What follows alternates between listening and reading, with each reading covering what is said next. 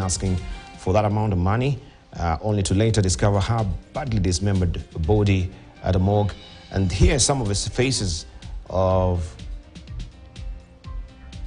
some of the girls that have been victims of the recent macabre killings: Phyllis Chepleting, Eda Nyambura, Scarlett Wahu, June Jerop, amongst others as well.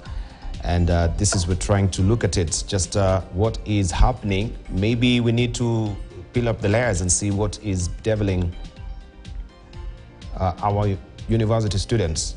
Death with death, last moment of varsity girl as well. This is what is on the front page of the Daily Nation as well. And it's on page 2 and 3. And we have also the Star carrying the same story. Mother family tells of ambitious Rita Waini, fourth-year JQ student, met a known man on social media days before her death. And that story is on page 4 and 5. And Taifa Leo also has a very morbid, so to speak, headline. Mbona walienda na kichwa chake. They're asking, unyama siku 4 baada ya kuuawa, kichwa cha Waini hakijapatikana licha ya vipande vya mwili wake kupatikana katika Airbnb Roysambu, Nairobi. Familia yasema watekaji wa msichana huyo walitisha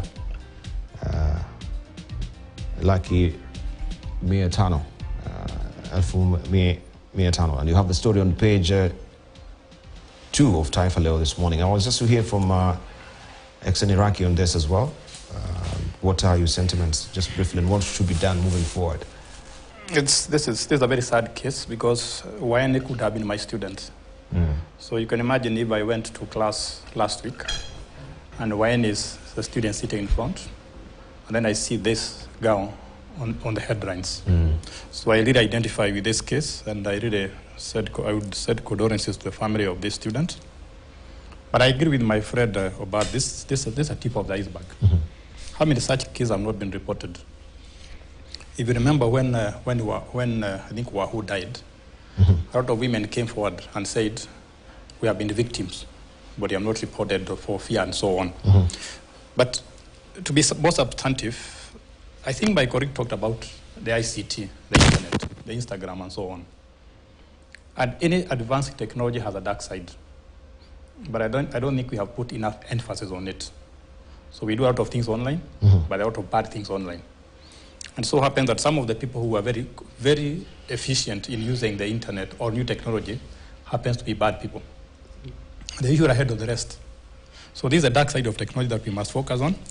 I'm also very saddened that on the same day when you are talking about Waini, we're also seeing headlines about Shakahora. And I tend to think there might be some relationship.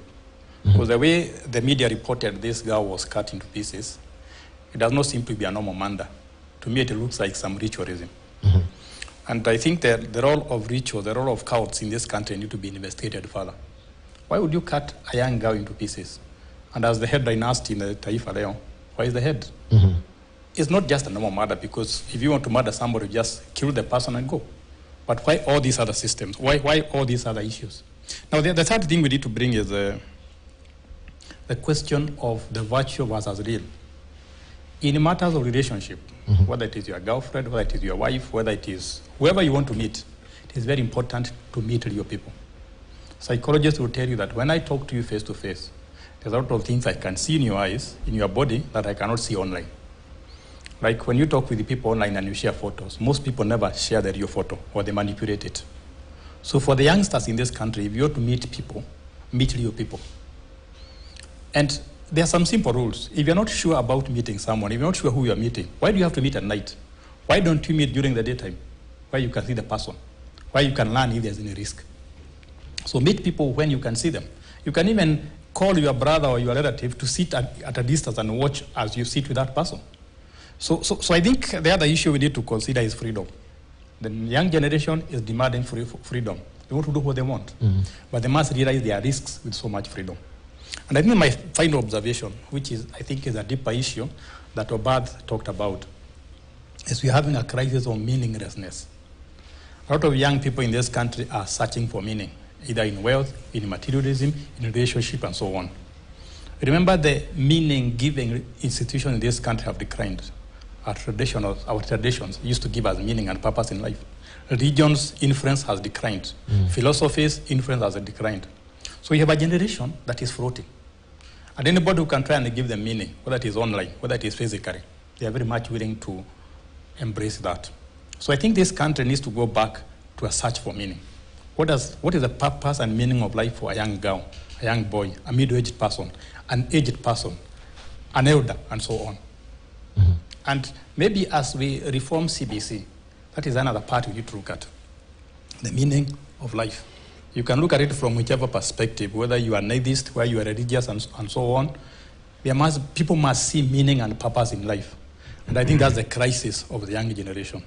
And I think it is all of us, the people who are experienced, the people who have seen things, to start giving purpose and meaning to the next generation. Right. We can do that through the churches, through schools, through families, and other institutions.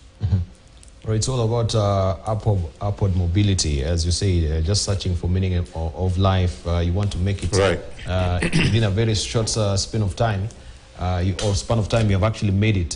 You don't want to go through the rigmarole and the processes, just as we had also Engineer Patrick Obath talking about, so the people who want to take over the political batons as well. But even as we wind up on this, could we point out maybe to poor parental heritage?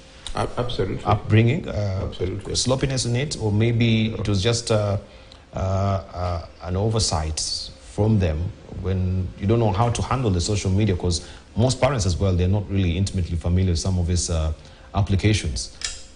I think it's also perhaps not just to Lita, sad, but to the four others here, particularly the one of Wahoo, which happened in South B. But perhaps picking one point which you raised and Ilaki did, I think the parents, we need to step back as parents and take more responsibility in terms of our children. The saying says that if a kid is just educated outside the household, that kid is lost. So what responsibility are we taking as parents? Interesting when they mentioned we used to meet our times physically. And you say, okay, let's meet on Saturday, as long as it doesn't rain. There was always that clause, it doesn't rain. But that meeting physically helped us, and you get out of queuing it. So I think as parents, we need to take a certain responsibility. These the young kids, despite of what the media, yes, media is there, good things, it will be there with us, but what's our role as we sit in that family? I've challenged most of my rather what I would say young couples. And when is the last time even you, Diba, or anybody here, sat down in the evening and ate food from the same plate using your hands with your kids? That bonding. And if you look at this, the Somalis are very good at that. They actually sit together, they eat together. The Asians live in communities. And you don't see that so much in those communities. Because yes, you can go to those, there is all this, but there's a family unit there. That's why a Somali will not come with a lawyer, will not come with a will not come home if there is a deal they want to do between themselves. But I think that family unit going back is very important, and deal with our children. They're the grandchildren of Patrick. What is all this family unit? What is this family tree? What are our values? Secondly, us. And when I say us, even the colleague to my right, we are the same institution. What opportunities do we have when we have the students with us? KeNHA, the online, it's good with the goodness, but is there physical discussions? Yesterday I had the last class, which I've been taking since October. And I stressed three things. I stressed the issue of being a person of integrity, respect, keeping time and working as a team. But that's also something missing as a teacher, because most of the time these kids are spending in schools. We're also losing it in the sense that it's me use the word I gave you yesterday, I was teaching yesterday, and move on. But there's more to it. There's more to the classroom. There's more to the household. Yes, I'm going, Mom, but I'm going to see ABCD. We always said where you're going and who you're going to meet. But to looking at what happened here, I think this was savagery of the first order. You know. You've never met before. And 500,000, I think that's not the issue. 500,000 is not the issue. It's more to it than the 500,000. Yeah. Should we go back to all the ways that we used to date? And I remember also when we used to, I could bring some girls at home, and I could just look at my mother's face, you know, without, you could just read that on, no, it's not been approved, yeah. But you go full steam ahead and say, no, you know, that's you, this is my life. But at the end of the day, along just the way you find out, there's a breakup somewhere, you're hurting, and you remember that look from your mom. How open should we be with our daughters at home as it is? Because we leave them. Maybe they've turned 18, you say, oh, now she's a grown-up, she can handle our own life. But there were actually measures, parameters that were put there. They could be very archaic and traditional, but they safeguarded, you know, the security of your son, of your daughter at the end of the day. Actually, should we just go back that you should just let me know that who you're meeting, who is this you're meeting? Yeah. Do we know that person? Before you go to meet, can you just invite them for dinner so that we can actually speak to them? We can know what is their values, what are their aspirations, who are they, which family are they coming from? As Prof was speaking, I actually wanted to interplay on the word value. Because in the modern society, you're talking about the value of modernism in terms of really what it brings to you, the value as cash, as trappings, as everything else. That's modernism that we have at the moment. But when you look at traditionalism, you're looking at values. And there are two, I think the nuances of that word in the two different spaces needs to be balanced. Right. Because the values are what we're losing, and we are pursuing value. And if we don't balance that in terms of the way that society is being formed, and the formation of society is how we bring up our children, because that is the next society that is going to be.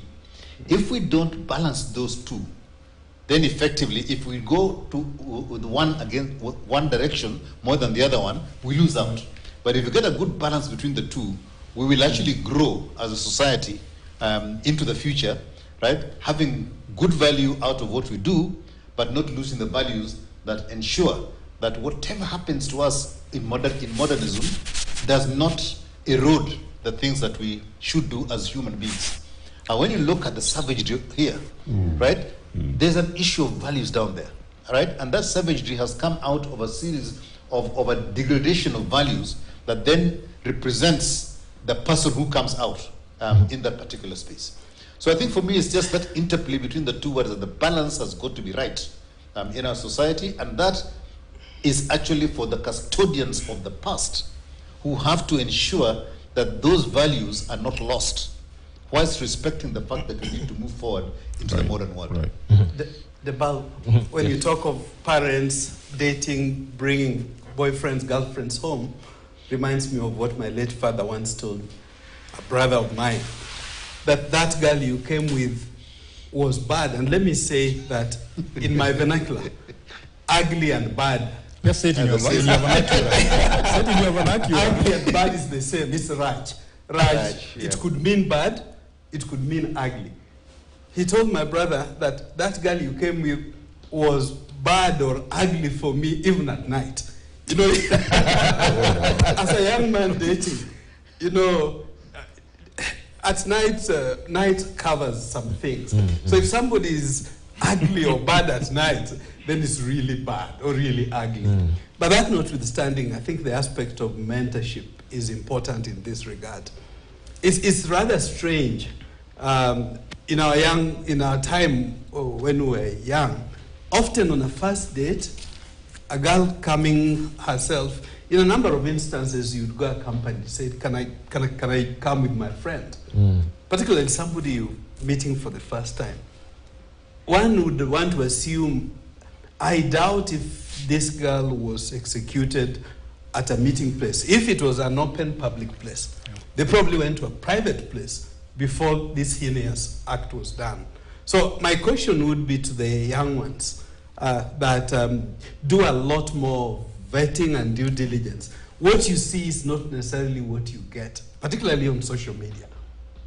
But also the BAL in terms of value systems and family systems. It's not unusual, even for people in a family, you invite people together for dinner.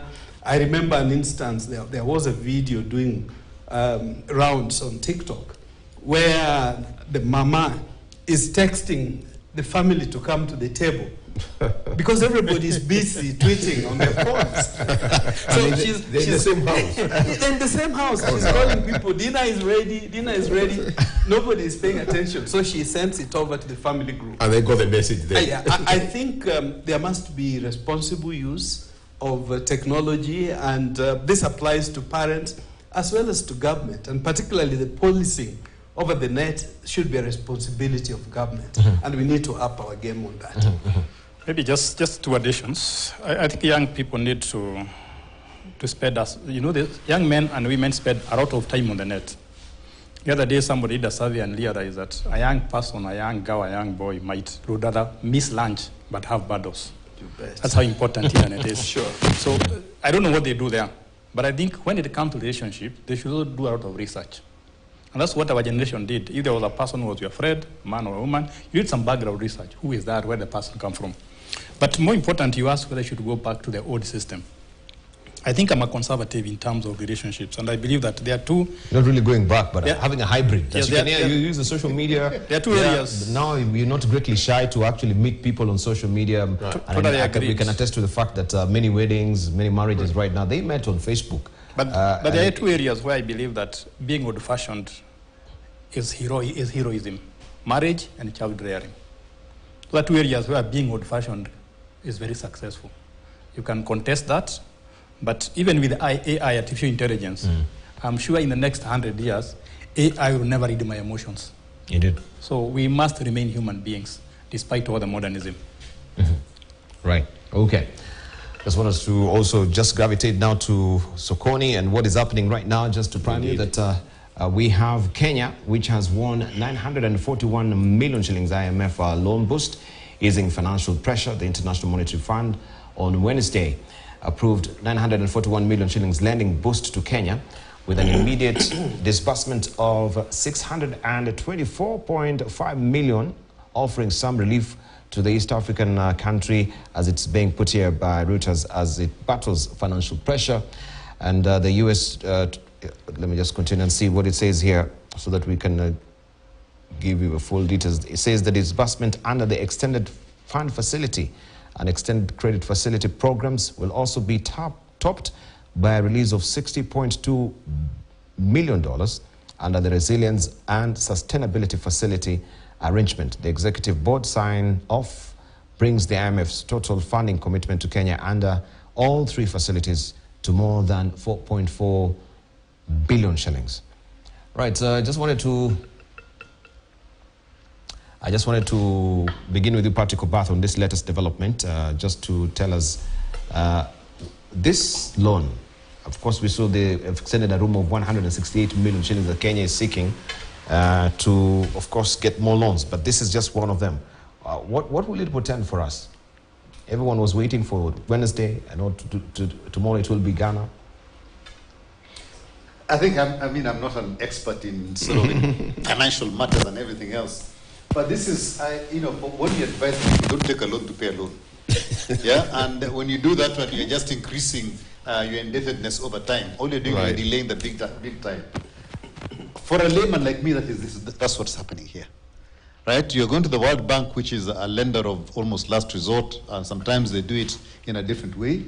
Sometimes they fund development, but when you start getting loans from here and from there and whatever it is, I think the other day in the news you're also reading that KeNHA wants to join the Asian group led by China, which is a similar thing to this one. At the end of the day, you're just borrowing left, right, and center. So you've borrowed to sort of grow your economy, do your infrastructure, do whatever it is, and so forth. And then when that comes, you say you borrow from somewhere else to stabilize and sort of release money so you can pay those debts. I think we need to take a really drastic step in the country. And as I've always said, reduce our cost of operations in the country. and begin to gradually get ourselves away from relying on loans from these different organizations to run the country. If it was a loan for development, for investment in a particular area, to give us something that we can see a return on, that is fine. But here, when you talk about this loan, what is it funding? What is it? What return are we going to get out of the loan that we're getting from there? There's none. It's just a loan to pay a loan. I get worried. You get worried? To be honest, I get worried. All right, so are they keeping also the bargain that we're going to reduce on borrowing if you're also increasing that headroom for borrowing, as it were, to 168 What this is supposed to do is to say, fine, we are giving you this, but as you say, they're saying we give you this, but you've got to do something else. They said stop subsidies, stop this, stop that, stop the other, which is saying stop spending money as a government. Yeah, and make sure that you can increase the amount of money that you have, that you can now begin to pay off all the others, and eventually you pay us back. This is like a soft loan that has got a long-term, a long period before it kicks in terms of payment. That's all the World Bank does, is give you that headroom to be able to sort of sort yourself out, and then you begin to pay that loan. But some of the old World Bank loans will become due in a certain, in a short period of time. And what happens is we all troop to Washington and say, please, can you reschedule this one that was due this year to another time so that you give us more space to be able to sort out the country, right? And in a way, I think what the president is saying, that we have to stop our excesses. I agree with that. But we have to stop it not by going out and stopping projects and everything else, but cutting our costs. That is what we must do as a country, is cut our costs drastically. And the biggest cost that we have is government. And we have to start cutting that cost. Right, maybe Professor Kituro Wanene, we can broaden our understanding on the extended fund facility and extended credit facility, and also the resilient and sustainability facility arrangements that this boosting is coming under. It's something we need to step back and perhaps look at in lender, for that matter. You could even talk about equity or whoever. And particularly the notorious lender here, the IMF. It's interesting, if you look at IMF and World Bank, it's interesting, you can't get somebody to be the executive director for IMF from anywhere else except Europe. The World Bank you can't get from anywhere except the US.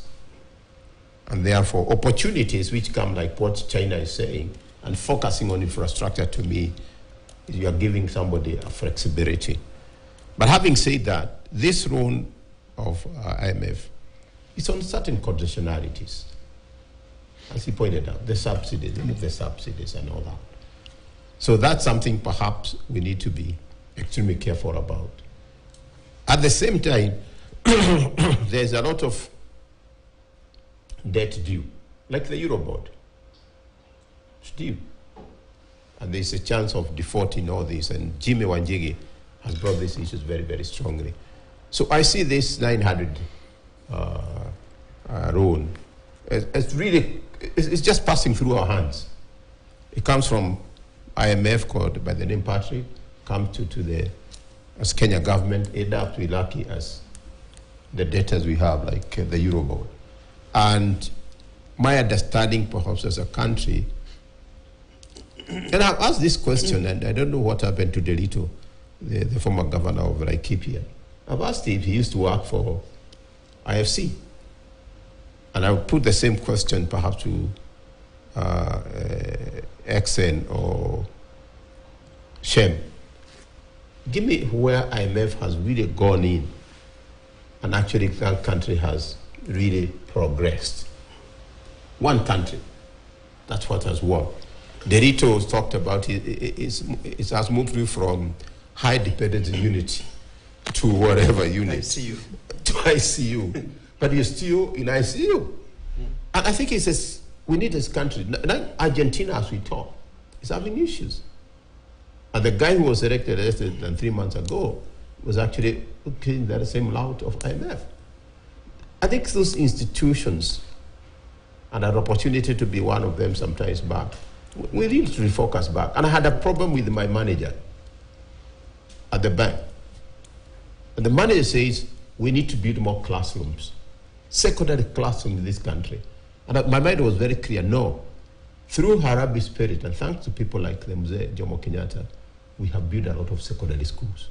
Some of us are beneficiaries of those Harambee schools. What we need is to get down inside those classrooms, address the issue of the quality of education. And there's a tendency, and this is where I get a bit pissed off, really, pissed off completely. If you look at the focus, there's very limited focus on what really makes a country move forward. Agriculture. The first thing on their table will be education. It's great, and I have no problem in education, but education consumes what we have produced. Focus on health.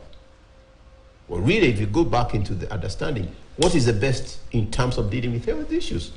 Agriculture, food.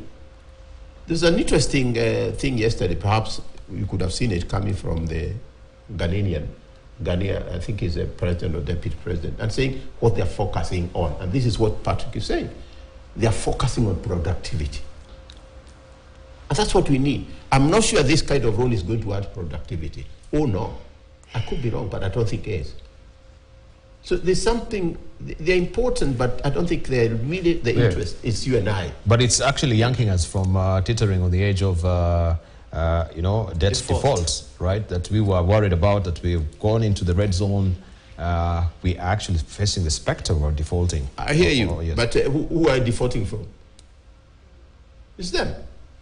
And God willing, inshallah, 2 weeks we'll be here and see whether this will cushion the dollar. I'm not prophet, but 3 weeks ago we'll be happy, perhaps hitting 160, 165. And let's be real, gentlemen.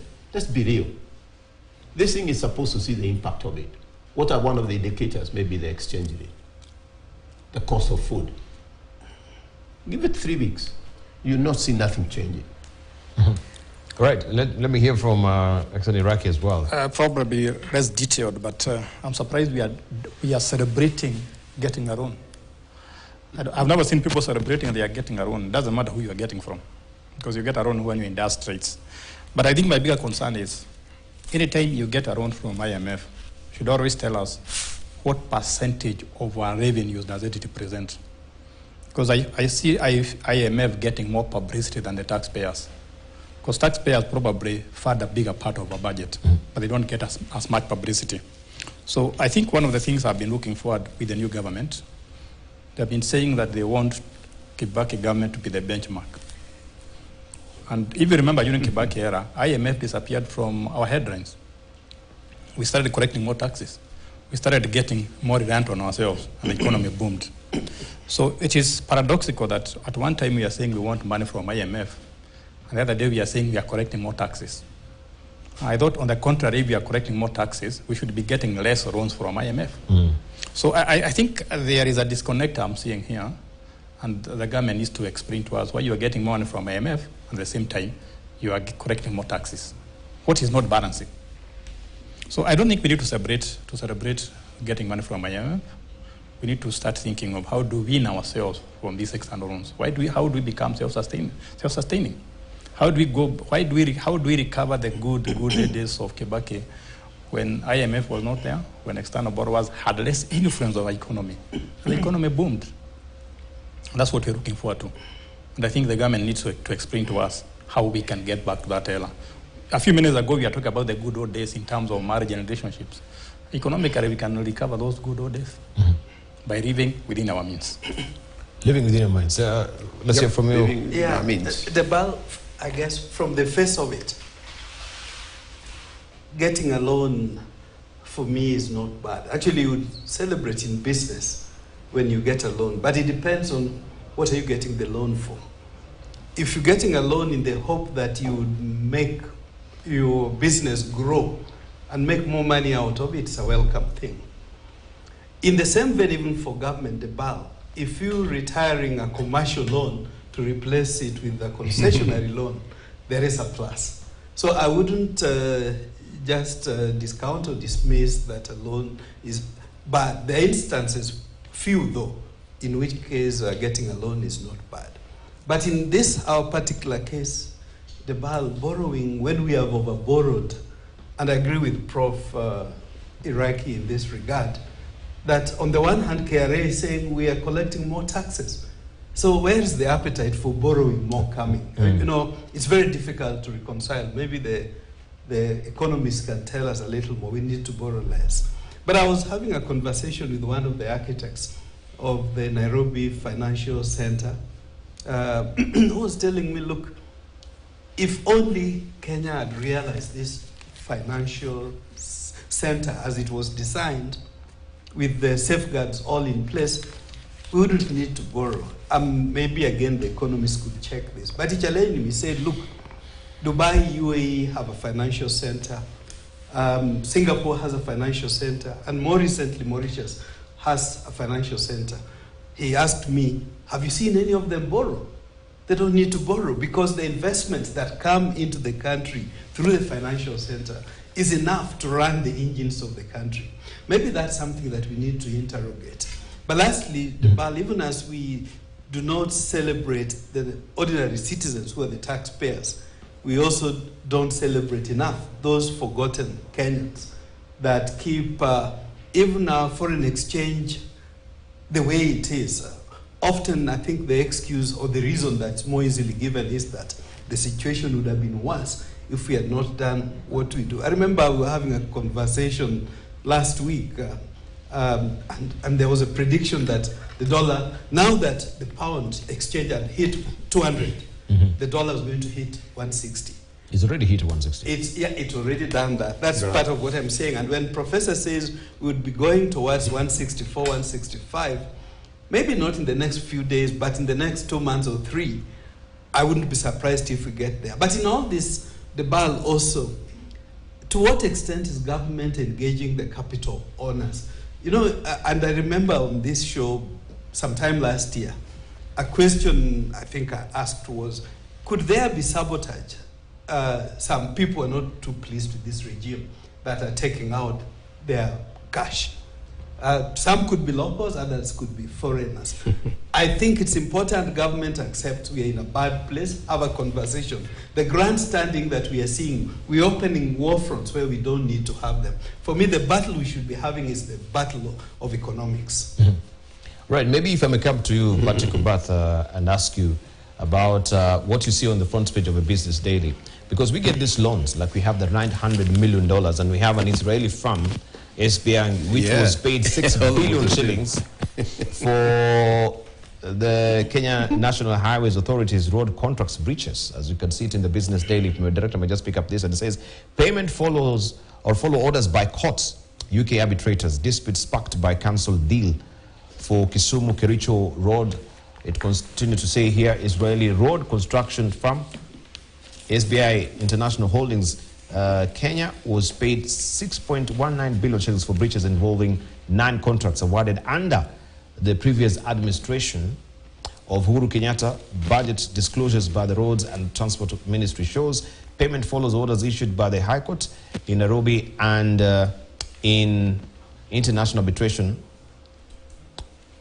That is international arbitration is 2021 against the Kenya National Highways Authority, largely for contravening the terms of road construction's contract with the firm. SBI was awarded 6.9 billion shillings after KeNHA terminated road deals it had awarded their firm for works in Kisumu and Kericho, some of which were due to delays in releasing project funds. The Highways Authority paid SBI's 400 million shillings, or about 5.74% of the total amount awarded during Mr. Kenyatta's last financial year in office. So these are the money we are borrowing, and then we're breaching contract, and we have to pay penalties amounting to 6 billion shillings. Still, that is not enough. We go to just another one when we had revelations about some of the parastatals like railways, topping the list of state firms bleeding taxpayers billions. They're posting losses to at least 1 billion shillings. And we have bailout, addictions, fuel privatizations, also calls as well. There's so many things that maybe how we are using these monies that we're borrowing, we need to bring them to bear and question, how they're being utilized. Just to add to the list, you recall last week, Kenya Power was also reported to pay 33 billion Yes. to some suppliers. But anyway, I was just It's adding 35 billion shillings. Right. What is 900? 900 US dollars is about 1 point something B. Right. So I can see your point. Sorry? I see your point. This is just 1.4 B. Here I'm paying somebody 6B. 6B. Yes.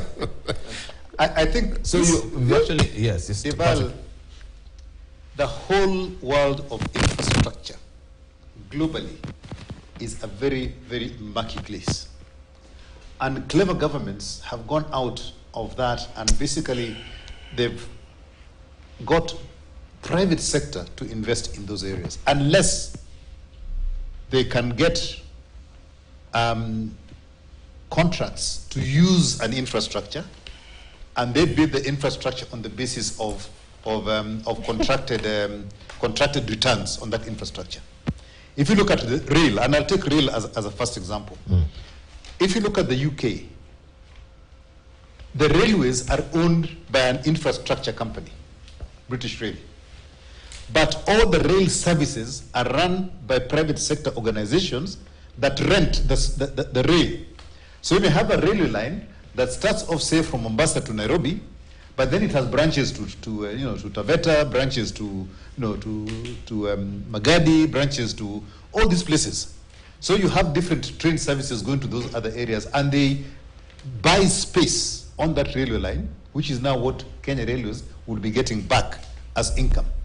But KeNHA Railways has got the infrastructure, and they're also supposed to run that, which they can't do very well, and they're not very good at making money out of it, and they're just falling behind, and so they are owing money as a result of keeping an infrastructure that has got no return on it. Going back to where you started off with the roads, and this 6 billion shillings that has been paid to a contractor. Whenever you enter into a contract to build anything, especially engineering firms, you've got this organization called FIDIC, which is the global terms for contracting, mainly within engineering and infrastructure projects. There are very clear terms on that.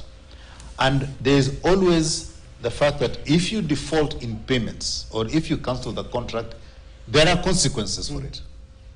Now, when you look at the way government budgets and allocates money, and you look at, say, for example, a road project, it may take 3 to 4 years to complete that thing. So it means that if you're going to contract Patrick Obath and company, when you tender, you will contract for 3 years. But your budget cycle is 1 year. So if all of a sudden you come in and you find that you are hit somewhere else and you want to stop this, I have recourse as a company to say you have defaulted and I need my money. That is what SBI has done. And I think when we talk about prudent management of resources in the country, this is one of the areas where we really need to be very, very careful. In a private sector company, when you start a project from day one, you say it's going to cost X, and it means that we are going to allocate that money from today, and we are locking in the budget for the next 3 years that amount of money that is required to finish that project. So you don't budget on an annual basis, you budget forward as well. And I think the problem here is we do not do that as a country. Priorities change and you just stop. Let me just give you an example that is right outside our face here. When the expressway was being done, they were supposed to also finish the road below. Now, when you look at certain parts of that road, right, they're not finished. There are plenty of projects in Kenya that are exactly the same. You find that a road is done and it's not finished. A road is started, it's not finished fully. And that is when you find that the government has diverted money and they're in breach of contract. So I think we really have to start thinking differently in government. Look at what happened with the airport, the Greenfield Airport, where they were cancelling a contract that had been awarded. And the value of cancelling that contract was almost 30% of the value of the contract. In fact, it was probably even higher. Yeah? You don't do that. You don't enter into contracts and then cancel them. Or you don't enter into contracts and then don't have enough money to finance that contract, because as a company who has been contracted, I have made certain commitments. And I will come after you when you don't do it. It's not just roads, even buildings that have been put up. Look around Nairobi and you see the number of government buildings that have not been completed. The other one, for example, is the NSSF building. That is it near at the end near the university. There was a tall building that was supposed to come up, and I don't know, it was supposed to go to I don't know how many floors. They had to cut it and pay costs to reduce the scope because the contractor had committed within their own financial, within their own planning to earn that amount of money. And then you stop. They will hit you. So I think this is a salutary lesson. And I think the 6 billion you're seeing here is just a tip of the iceberg. Just a tip if you go across the whole country and see the number of road projects and infrastructure projects that are funded by the government that have not been fully completed and are likely to also get into this stage, there are many of them. So I think let's be afraid. The 900 million, as Prof said, compared to the amount that has been paid here. Yeah, and the others amount. And the others we don't need their own. So that $900 million that actually it just goes in one fell swoop if it's going to to pay for actually the 6 billion shillings we are paying to SBI. Yeah, and this is not one of them. We can go back to also 2018, the electric Turkana wind power, $5.2 million dollars, and this may be the reason why also we're paying so much in our electricity bills, because by then they were saying electricity consumers in Kenya will have to pay 52. Actually, this was 52.5 million dollars paid by the government to Lake Turkana wind power for the failure by the Kenya Electricity Transmission Company to complete a major transmission line on time. The contract between the Kenyan government and the Lake Turkana wind power had imposed fines on government if the transmission line was not ready by the time the wind farm was completed. Following the payment by government, electricity consumers will have to incur an extra 0.96 that is 0.96 shillings per kilowatt hour to enable the government to recover the amount over a period of 7 years. KeNHA failed to complete construction of $150 million, the Yangalani Suso power line on schedule. And of course, also the Spanish company that was involved in this as well. And you also see the transmission line to Kisumu. And what happened? It caused a national power failure. Again, that is another one that has not been completed for almost 7-8 years. So we cannot really tell why we're borrowing this money and then there's no prudential utilization of this money. Because if these breaches of contracts are happening, then how do we just let them fly like that without anyone being responsible at the end of the day? Why we had the breaches of contracts, we are borrowing money and they disappear, and we still bring this cost to the consumer at the end of the day. We are the people who are paying. Even for this railway there, we are the people who are paying. Who checks government? Who checks government? That is supposed to be the auditors. Parliament is supposed to be the people's eye on the excesses of government.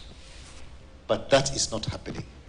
And I think the reality of the implementation of our constitution is this, that you're supposed to have in the 3 independent arms: the judiciary, the executive, and the legislature.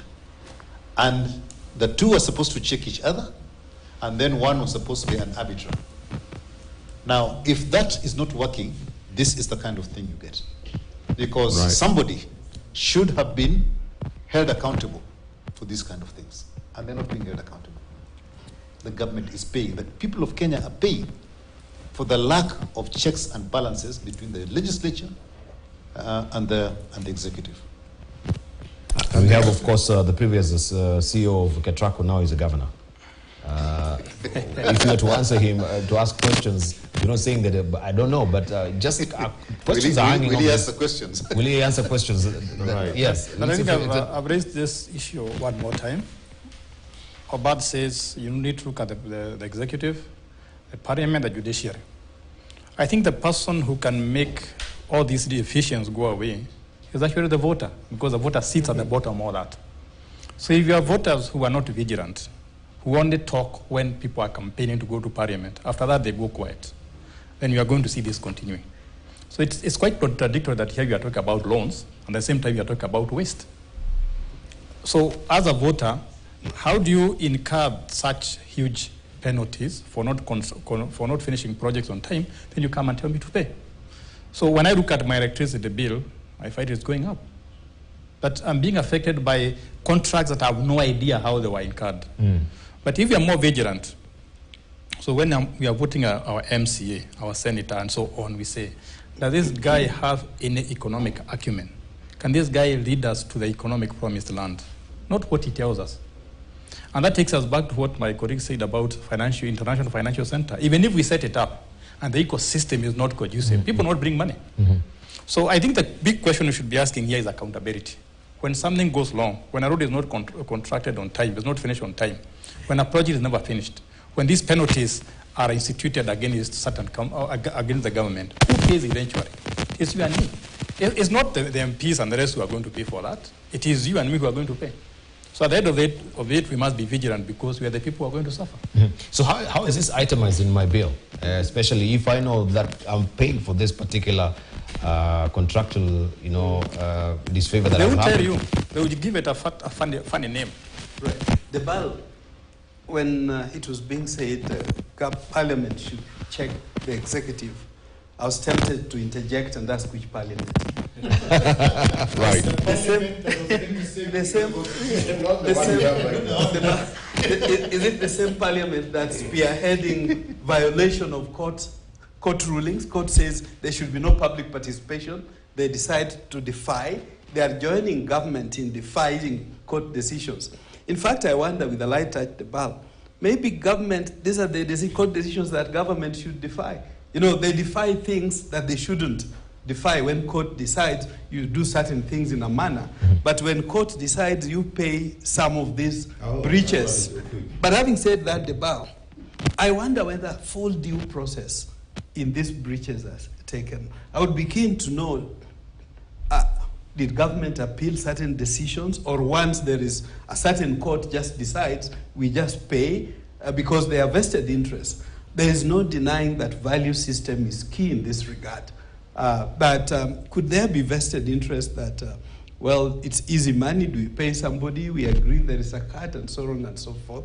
So that's an aspect that has got to be looked at. There must be watertight arrangements in contracts. What's the value of our partners when we are negotiating contracts? There are our legal parties that are on the table, I guess, from the Office of the Attorney General. Do they ensure that there's best interest of the country and the taxpayer protected? And when there are these breaches, even the contracts themselves value for money. I fully agree in the terms of long-term planning, that let's plan projects in a manner, and one would assume that even though we have the annual government plans, there is also the 5-year plans because of election times. One would have assumed that you've already set out that within such a time this project needs to be completed. So in terms of the quality of the contracts that we enter into, in terms of ensuring that their compliance is ensured, but also do we hold accountable whoever was responsible? Because if there are somebody, whether they are technical people or legal people, who are responsible for the breaches, is somebody taking responsibility, or we just use taxpayers' money? That's what I'm saying. Indeed. That's why all those contracts should be public. Right. So that as voters and the people who will pay back, we know terms and conditions, and even the penalties. Correct. But now if they are not public, we only know about them when they're in my bills. You're right, you guys, but they won't. I mean, perhaps we should adopt and this is stories I hear about China. Why can't they be public? No, I hear the story in China that if it's a non-disclosure has an engineer, sorry, and that engineer who supervises that road is personally accountable, right, for that road, for anything that goes wrong. Personally. And if something happens, right, they come for you as an individual, and you are locked up here, whatever it is, and so forth. So every kilometer has got, an OBAT who has been allocated the responsibility for that kilometer, not just for the construction, but up to the end of the maintenance period, so that you're sure that the job you did was not shoddy. But even after that, you retain a certain amount of responsibility for the asset achieving its long-term intention. So when that kind of thing happens, I am going to be extremely careful. Indeed. Because I am the one who designed that road. I'm the one who actually put together the contract, because the contract is not put together by the Attorney General. That's true. It is the user of that facility that drafts the contract, finishes it off, then the Attorney General looks at it in terms of, this is KeNHA. Does that contract, is it going to hold KeNHA accountable in any way for certain things, etc., etc.? Yeah? And then it go, and each organization has got their own lawyer. There's a lawyer in, in the Ministry of Roads. Just for correction, I think the Attorney General participates at every stage. Because even during the negotiation contracting, if they don't participate, they're meant to participate. But so the contract itself, the body of the contract, there is nobody in the Attorney General's office who is knowledgeable enough to make sure that that contract actually doesn't meets have the specifications that they want. Yes. That is the engineer's job. Right. And so everybody has got their role in that place. Sure. But ultimately, the engineer is responsible for ensuring that that contract delivers what was intended. Actually, that you mentioned the road and also the security. This morning, and I want to point it out clearly, this road, Lemuru Road, is being constructed. You wake up, you leave in the evening, in the morning, you find there's a ditch. And I found somebody who actually was in the ditch. I think we drive by the grace of God in this country. There's no warning. You remember when we were out there with you, the Barida tour? Yes. If there's a construction, you see it, it's well lit. Yeah. Unless you're a bride. And I found this guy in the ditch. And I almost went there. There's no signage. There's no signage there. They are actually a problem. But the government should be responsible actually in compensating. Which government are you talking about? When you, because I mean, that is sloppy work and let me give you a good example. I don't know how many of you have been on Valley Road in the last 1 or 2 weeks. If you come from the DOD headquarters down Valley Road, and then you are just about to get into NSSF building on the right, there's a ditch that you can't see. And I guarantee you, if you hit that ditch, you'll be off the road. A few years ago, I was driving up around a road in Kentucky, and I remember seeing this very famous signboard. If you see a pothole on the road, call this number. Why can't you do that here? Why are we arguing about a road not being complete? You know, it's very interesting that we are saying we want jobs. So if these contracts are finished, people would be employed, people would get jobs. So why are we unable to finish simple road projects? And you see, we are not importing sand, we are not importing concrete. All those things are here. So I think it's a big question. Jobs. Don't they? Why can't we be able to do those simple things? I'm just left wondering. So is it a question of governance? Right. Is it a question of political will? Is it that we are simply incapable? Right. All those. Okay. I think it's maybe on that, because we can see, if my director may just pick up this as we are winding up, we take a short break briefly. We can see the biggest loss-making state agencies, and on top there is Kenya Railways Corporation. Of course, we attempted to actually privatize Kenya Railways before, and we saw it was being sold for us for a song at some point. Yeah, was it a shilling or some? I don't know if you may remember that particular. Yes, there was something with a South African company. But what about this roads annuity fund? Because we're talking about road maintenance. There's the roads annuity fund there, where we have a 12.81 deficit. That 12.81 billion shillings could be deficit or loss. And then we have also roads maintenance levy fund. I always see that, the levy is the one which is maintaining a road when we're trying to. So can we maybe shed light on this as well? Biggest loss-making state agencies, right? We collect the road maintenance levy, the road annuity fund. Engineer Patrick, you'll decipher this for us on the other side of the break, and why we still have portals and why we have unfinished projects. We take a short break.